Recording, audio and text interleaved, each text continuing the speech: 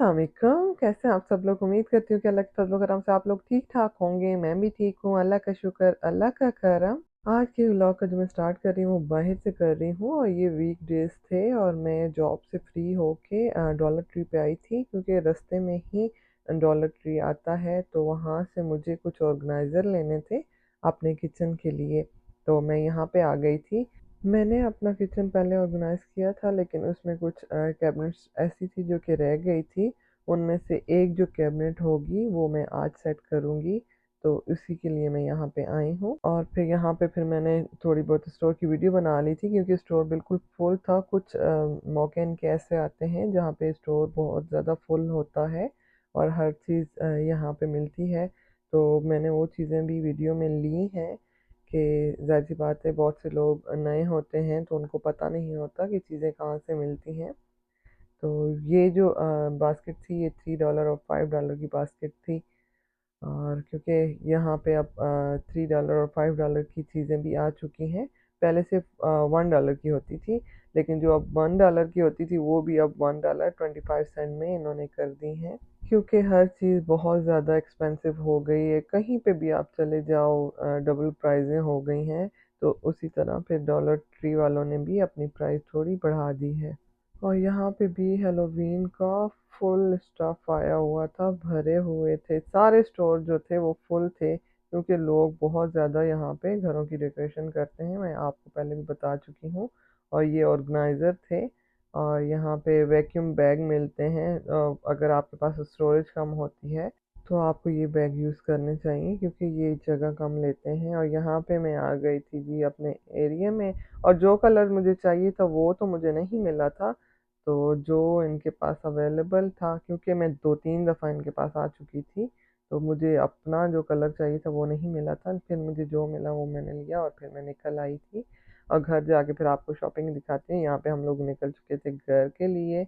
School की छुट्टी का टाइम था तो यहाँ से बसें गुज़र के जा रही थी और स्कूल भी बिल्कुल हमारे घर के पास है, रास्ते में ही आता है। किचन हमारे घर का ऐसा हिस्सा है जहाँ पे हम ख़वातीन का ज़्यादा वक़्त गुज़रता है, जिससे ऑर्गेनाइज़ करके रखें तो हमें काम करने में काफ़ी आसानी रहती है।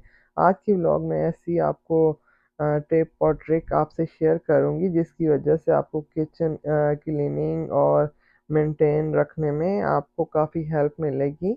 अगर आपका स्मॉल किचन है तो ये उसके लिए आइडियल है कि आप किचन को ऑर्गेनाइज़ करके रखें। सबसे पहले सब चीज़ों को एक बार चेक कर लिया करें और पेन और पेपर लें और अपने पास रखें और नोट डाउन कर लें कि आपको जो स्पाइसेस लेके आने हैं और कौन से स्पाइसेस और चीज़ें ऐसी हैं जो आप सालों से यूज़ नहीं कर रही, तो आप सब चीज़ों को नोट कर लें। तो उससे ये होगा कि आपको जो कुछ डीक्लटर करना होगा तो आप डीक्लटर भी कर देंगे। और सबसे पहले जो एरिया आपने ऑर्गेनाइज़ करना है उस एरिया में जितना भी आपका सामान पड़ा हुआ है उसको सबसे पहले आपने खाली कर लेना है।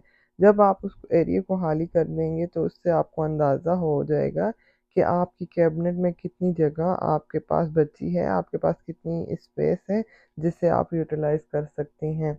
अपने किचन में इस्तेमाल होने वाली सब चीज़ों को ज़रूरत के मुताबिक ऑर्गेनाइज़ कीजिए और उन सब चीज़ों को कैटेगरी दीजिए। तो उससे फिर ये होगा, एक तो आपका टाइम बचेगा और दूसरी आपकी जो एफ़र्ट होगी वो भी बचेगी। जब आप अपने घर में रखी हुई चीज़ों को एक जगह दे देंगे तो आपको पता होगा कि मेरे जो घर में चीज़ें रखी हुई हैं और आपकी जो फैमिली मेंबर हैं उनको भी पता होगा कि हमारे घर की या किचन की ये चीज़ कहाँ पे रखी हुई है।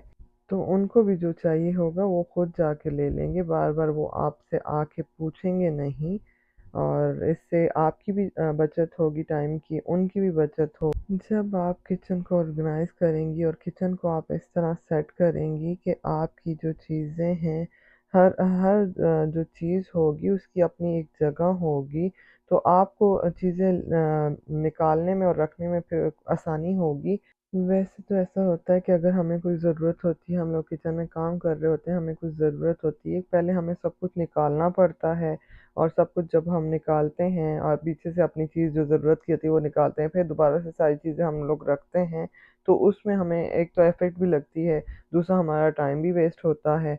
तो आप अपनी चीज़ों को इस तरह ऑर्गेनाइज़ करके रखें कि आपको चीज़ें निकालने में मुश्किल ना हो या रखने में मुश्किल ना हो। जो शुगर, कॉफ़ी और इस टाइप की चीज़ें होती, ग्रीन टी, उन सब का जो एक एरिया बना लें कि ये सारी चीज़ें एक जगह पे रखी हुई हैं, और ऑयल जो हैं वो सारे एक तरफ रख लें। तो आपको पता होगा कि मेरे ऑयल और ये सारी इनकी कौन सी जगह है और ये कहाँ पे पड़े हुए हैं। और उसी तरह आप स्पाइसेस जो हैं उनकी भी एक जगह बना लें, तो आपको भी पता होगा और घर वालों को भी पता होगा कि ये चीज़ें कहाँ पे पड़ी होती हैं।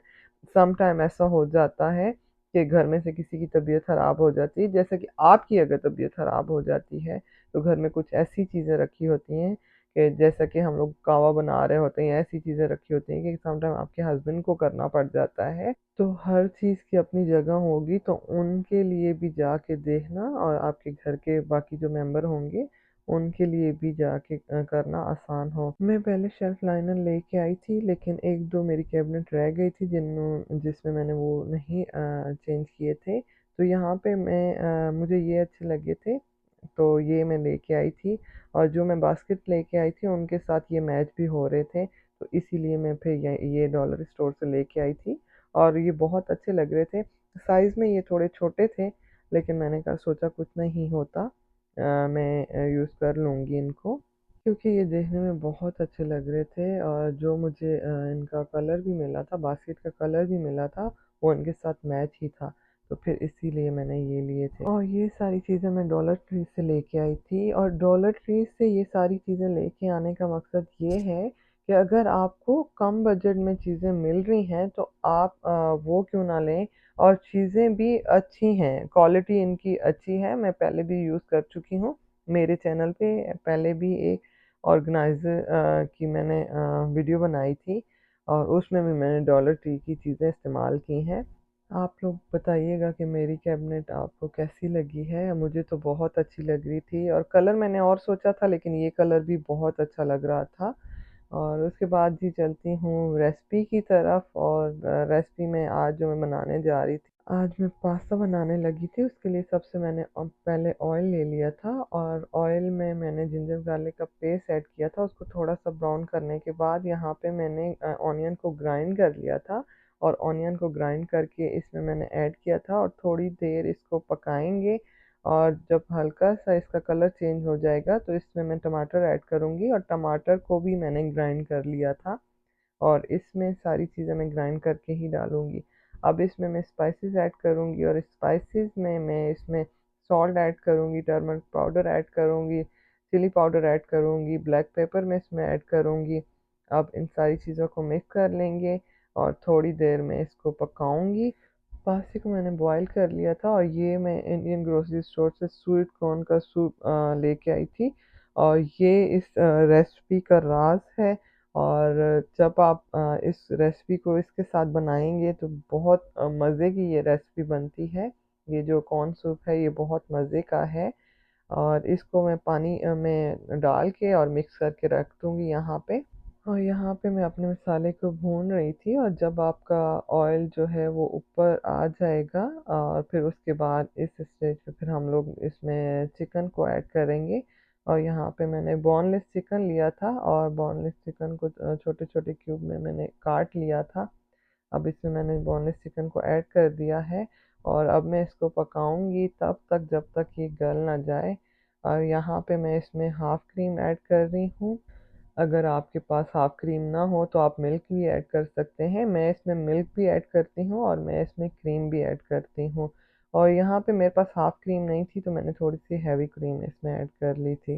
अब मैं इसमें पास्ते को ऐड करूँगी, और पास्ते को मैंने बॉईल कर लिया था सॉल्ट डाल के, और थोड़ा सा ऑयल इसमें मैंने डाल के पास्ता को मैंने बॉईल कर लिया था।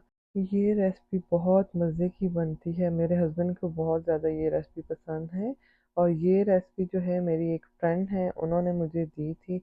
अब यहाँ पे मैं इसमें थोड़ा सा मिल्क ऐड कर रही हूँ, और आप देख लीजिएगा कि आपको इसमें कितना मिल्क ऐड करना है, तो आप इसमें इतना मिल्क ऐड कर सकते हैं। और लास्ट में वही जो मैंने कॉर्न सूप लिया था, पानी जिसमें ऐड किया था, वो इसमें मैं ऐड कर दूँगी, और इसको बस 2-3 मिनट ही पकाना है। और फिर उसके बाद अगर आप चाहें तो थोड़ा-सा बिल्कुल थोड़ा-सा आप येलो फूड कलर इसमें ऐड कर सकते हैं। मैंने ऐड नहीं किया था लेकिन आप ऐड कर सकते हैं। यहाँ पे पास्ता बिल्कुल रेडी हो चुका था। आई होप आपको मेरी आज की वीडियो अच्छी लगी होगी। अगर आपको मेरी आज की वीडियो अच्छी लगी है तो इसे लाइक कीजिए, शेयर कीजिए अपने फ्रेंड्स और फैमिली के साथ। मिलूँगी इंशाल्लाह नेक्स्ट वीडियो में। अपना बहुत ज़्यादा ख़्याल रखिएगा, दुआ में याद रखिएगा। अल्लाह हाफ़िज़।